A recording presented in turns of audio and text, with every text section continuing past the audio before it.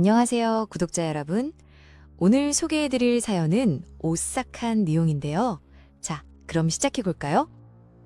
이 이야기는 사연자분의 큰아버지가 겪으신 일이라고 하는데요. 지금으로부터 15년 전, 큰아버지께서 산림청에서 오랫동안 근무하시다가 퇴직을 하셨대요. 그리고 평소 꿈꾸시던 대로 전원주택에서 여생을 보내기로 결심하셨다고 합니다. 큰아버지께서는 평소에 눈여겨보셨던 제천의 땅을 구입하셨어요. 그리고 직접 터를 닦는 것부터 시작해서 집 짓는 과정 하나하나를 꼼꼼하게 챙기셨다고 해요. 매일같이 현장을 방문하시면서 정말 애정을 듬뿍 쏟으셨대요. 자신의 보금자리를 직접 만드신다는 게 얼마나 설레셨을까요? 그런데 말이죠. 여기서 문제가 하나 생겼습니다. 집으로 들어오는 입구에 커다란 나무 한 그루가 딱 버티고 서 있는 거예요. 아, 참 난감하셨겠죠. 그 나무를 피해서 옆으로 길을 내려고 보니까 그쪽은 또 큰 바위들이 가득해서 도저히 길을 낼 수가 없는 상황이었대요. 큰아버지께서는 산림청에서 평생을 근무하신 분이잖아요. 나무 자르는 건 일도 아니셨을 텐데 이상하게 그날따라 그 나무를 자르는 게 왠지 꺼려지셨다고 합니다. 뭔가 느낌이 이상하셨던 걸까요? 그때 숙모님께서 나오셨대요. 큰아버지한테 뭐 하고 계시냐고 물으시면서 나무 옆으로 길을 낼 수 있는지 보고 계시다고 하시니까 숙모님이 좀 답답하셨나 봐요. 평생 나무 자르던 사람이 뭘 그런 걸 재고 있냐면서 어서 자르라고 하셨대요. 그리고는 장 보러 나가시면서 돌아올 때까지 길 좀 내놓으라고 하셨다고 해요. 큰아버지께서는 평소에 애처가로 유명하셨대요. 그러니 숙모님 말씀에 어쩔 수 없이 몸을 움직이셨죠. 부릉부릉 전기톱에 시동을 거셨어요. 막 나무를 자르려고 하는 그 순간 갑자기 큰 소리가 들렸대요. 거기서 뭐 하냐고요? 깜짝 놀라서 돌아보니까 머리가 하얗게 센 할아버지 한 분이 서 계신 거예요. 허리가 굽으셨고 뒷짐을 지고 계셨대요. 큰아버지께서 인사를 드리면서 이번에 새로 이사 오게 됐다고 말씀하시려는데 할아버지께서 그건 됐고 뭐 하는 거냐고 나무를 자르려고 하냐고 물으셨대요. 좀 말투가 험하셨나 봐요. 큰아버지께서 집에 들어가는 길을 내려고 하는데 옆은 다 바위라서 어쩔 수 없다고 설명하셨죠. 그러자 할아버지께서 하시는 말씀이 괜한 사고 내기 싫으면 다른 길로 내라고 하신 거예요. 할아버지께서 큰아버지를 뚫어질 듯이 무섭게 노려보시면서 말씀하시길 몇십 년 전에도 이 나무를 베려고 하던 사람들이 크게 다쳤다고 하시더래요. 나무를 보니까 이렇게 큰 게 몇백 년은 묵었을 거라면서 괜한 고생하지 말고 딴 데로 길을 내라고 하셨대요. 하지만 큰아버지 입장에서는 자기가 돈 주고 산 땅인데 갑자기 나타난 동네 할아버지가 이러시니까 좀 그러셨겠죠. 그래서 이 길이랑 옆에 밭을 자기가 다 샀으니까 나무 자르는 건 자기가 알아서 하겠다고 말씀하셨대요. 그랬더니 할아버지께서 화를 내시면서 젊은 것이 왜 말이 그렇게 많냐고 하시더래요. 그리고 나무 밑에 그늘도 안 보이냐고 물으셨다고 합니다. 뭔가 심상치 않죠. 더 이상 동네 할아버지와 다투기 싫으셨던 큰아버지께서는 일단 물러서기로 하셨대요. 그날 저녁 큰아버지께서는 숙모님한테 혼나셨어요. 나무 자르라고 했는데 왜 안 잘랐냐면서요. 장보고 오시다가 차가 나무에 긁혔다면서 진짜 속상해 하셨대요. 숙모님께서 장바구니를 부엌에 내려놓자마자 다시 밖으로 나가서 차를 살피셨다고 해요. 큰아버지께서 돌아가면 되지 않냐고 하시니까 숙모님이 더 답답하셨나 봐요. 집에 또 공사하면 어떡하냐면서 이 집 지을 때도 겨울이라 뒷집 밭에 아무것도 없어서 포크레인이랑 트럭이 들어올 수 있었는데 여름에 보수공사하면 어디로 들어오냐고 하셨대요. 결국 머쓱해진 큰아버지께서는 한 수 물러서실 수밖에 없으셨죠. 그리고 다음 날 주말이 됐어요. 사연자분의 사촌형이 가족들과 함께 큰아버지 댁을 방문하셨대요. 사촌형이 전기톱을 달라면서 자기가 자르겠다고 나서셨어요. 그때 따라 나선 큰아버지께서 동네 할아버지 이야기를 하셨는데 사촌형은 그게 다 동네 회비니 발전 비용이니 하면서 돈 뜯으려고 하는 소리라고 하시더래요. 요새 시골 인심이 뭐 예전 같을 줄 아냐면서요. 아들한테까지 핀잔을 들으신 큰아버지께서는 할 수 없이 사촌형이 전기톱에 시동을 거시는 걸 지켜보실 수밖에 없으셨대요. 부릉부릉 엔진 소리가 났어요. 그리고 잠시 후 턱! 퍽! 으악! 구독자 여러분, 이 부분이 정말 충격적인데요. 잠시 잡초를 뽑고 계시던 큰아버지의 눈에 펼쳐진 광경은 상상도 못하셨을 거예요. 나무 동이에 부딪힌 전기톱이 튕겨 나오면서 사촌형의 정강이뼈를 부러뜨렸답니다.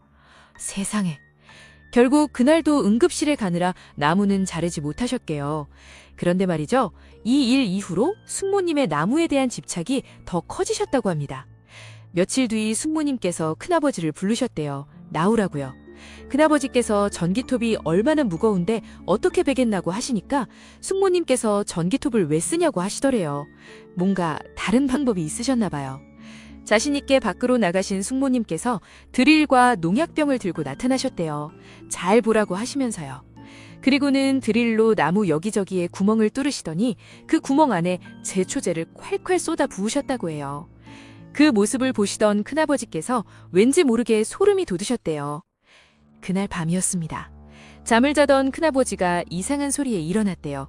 옆을 보니까 숙모님이 안 계시고 거실에서 탁탁 하는 소리가 들렸답니다. 거실에 나가보니까 숙모님께서 파리채로 벽을 치고 계셨다고 합니다. 큰아버지께서 뭐 하냐고 물었는데 숙모님은 뒤도 돌아보지 않고 말씀하셨대요. 편백나무가 좋다더니 이게 뭐냐면서요. 편백나무에 벌레가 득실득실하다는 거예요. 막 들락날락 한다고요. 벽이며 천장을 편백나무로 하자고 주장했던 게 큰아버지였으니까 좀 머슴하렀겠죠. 그리고 숙모님께서 파리채로 내려치고 계시는 벽을 봤는데 벽엔 아무것도 없대요. 나뭇결 무늬만 보였다고 합니다. 큰아버지께서 아무것도 없다고 말씀하시니까 숙모님께서 화를 내시며 벌써 노안이 왔냐고 하시더래요. 작은 나무 테이 구멍으로 들락날락하는 작은 날파리 같은 게 안 보이냐면서요. 성질을 내시며 돌아보신 숙모님의 눈이 초점이 풀려 있었대요. 놀란 큰아버지께서 달려가서 어깨를 잡고 흔드니까 숙모님은 그대로 풀썩 쓰러지면서 잠을 드셨다고 합니다. 다음날 아침 큰아버지께서 마당에 꽃을 심으면서 조심스럽게 물어봤대요. 어젯밤 일 기억하냐고요. 그런데 숙모님께서는 밤에 자기가 뭘 했냐면서 전혀 기억을 못 하시더래요. 뭔가 점점 심상치 않죠. 그리고 그날 밤에도 이상한 일이 계속됐습니다. 악몽을 꾸고 일어난 큰아버지가 물을 마시러 부엌으로 갔어요. 그런데 편백나무 벽의 나무테이 모양이 마치 사람이 우는 표정처럼 보이는 거예요. 흑흑 흑흑 여자 울음소리까지 들렸대요. 귀신에 홀렸나 싶어서 눈을 비비고 다시 보니까 나뭇결 모양으로 보였는데 여자 울음소리는 계속 났다고 합니다. 황급히 안방으로 들어간 큰아버지의 눈에 벽을 보고 서 계신 숙모님이 보이셨대요. 큰아버지께서 우냐고 왜 그러냐고 물으셨는데 숙모님은 여전히 울고만 계셨어요. 그런데 더 충격적인 건 숙모님께서 머리를 앞으로 잔뜩 내리신 채 나무벽을 쓰다듬고 울고 계셨다는 거예요. 큰아버지께서 어깨를 잡아 돌리니까 또 그대로 쓰러지면서 잠을 드셨다고 합니다. 아무래도 심상치 않다는 걸 느낀 큰아버지께서는 괜찮다고 하시는 숙모님을 데리고 병원에 가셨는데 다들 짐작하셨겠지만 특별한 증상은 없었다고 합니다. 하지만 그날 이후로 숙모님은 온 몸에 두드러기가 났대요. 생활을 제대로 못할 정도로 심하게요. 팔, 다리, 허리, 등, 목, 얼굴까지 온 몸 여기저기에 두드러기가 난 거예요. 약을 먹어도 그때뿐이고 오히려 점점 심해졌답니다. 그와 동시에 큰아버지께서도 알 수 없는 악몽을 시달리면서 잠을 설치셨고 두 분이 한 달도 안 돼서 거의 10년은 늙으신 것처럼 보이셨다고 해요. 결국 큰아버지께서 숙모님을 데리고 무당집에 가려고 하셨는데 평소 독실한 기독교 신자셨던 숙모님은 화만 내셨대요. 그렇게 지내시던 어느 날 밤이었습니다. 내용을 알 수 없는 악몽을 꾸고 새벽에 잠이 깬 큰아버지의 눈에 천장에 있는 나무테이 모양이 이상하게 보였대요. 마치 사람이 얼굴을 찡그린 것 같은 모양이었대요. 그리고 그 다음 무늬도 모두 사람의 얼굴 형태였다고 합니다. 겁에 져인 큰아버지께서 밖으로 나가서 대파를 가지고 들어왔어요. 그리고 거실 벽에 나타난 사람 얼굴 무늬를 깎아내기 시작했대요. 그런데 구독자 여러분, 깎아낸 나무 벽에서 사람의 피 같은 붉은 액체가 진득하게 흘러내렸다고 합니다. 기. 그리고 그때 거실 한 구석에서 시커먼 나무 형체가 달려드는 게 아니겠어요? 한 손에 들고 계시던 낫으로 나무를 찍으려고 하셨는데 나무에 보이는 사람 얼굴처럼 보이는 무늬를 보시고는 마음이 약해지셔서 밖으로 도망치셨대요. 낫을 든 손을 부들부들 떨면서 마당 잔디밭에 털썩 주저앉아 마음을 진정시키고 계시는데 숙모님께서 달려나오셨어요. 숙모님께서 큰아버지의 한 손 들린 낫을 보시고 흠칫하시는 표정이었대요. 큰아버지께서 숙모님이 놀라실까봐 손에 들고 계시던 낫을 던져버리셨어요. 그러자 숙모님께서 다가오셔서 하신 말씀이 내일 날이 밝는 대로 큰아버지가 가자던 그 무당집에 가보자고 하셨대요. 그렇게 마당에서 밤을 샌 두 분은 날이 밝는 대로 무당집에 가셨답니다. 무당이 자초지종을 듣고는 혀를 차더래요. 수호신을 죽이려고 들다니 그래도 다행인 줄 알라면서요. 그 나무 앞에 가서 간단하게 제를 지내고 살아남은 가지를 꺾어다가 양지 바른 곳에 심어주라고 하셨대요. 그리고 부적을 주시면서 집 문마다 붙이라고 하셨대요. 그래도 효염이 없으면 그땐 어쩔 수 없다고 하시더래요. 무당이 시키는 대로 하신 두 분은 그때부터 두드러기도 조금씩 사라지고 악몽도 꾸지 않으셨대요. 하지만 그동안 겪은 일이 있었던지라 두 분은 겁이 나서 결국 전원주택을 팔고 다른 곳으로 이사를 가셨다고 합니다.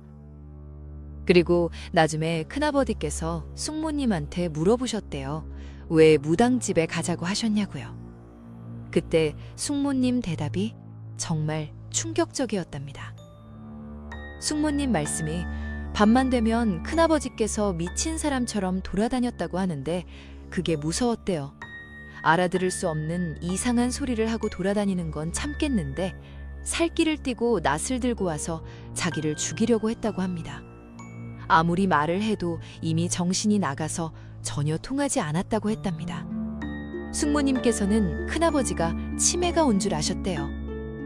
결국 두 분이 보신 게 서로 달랐던 거죠. 오늘의 사연은 여기까지입니다.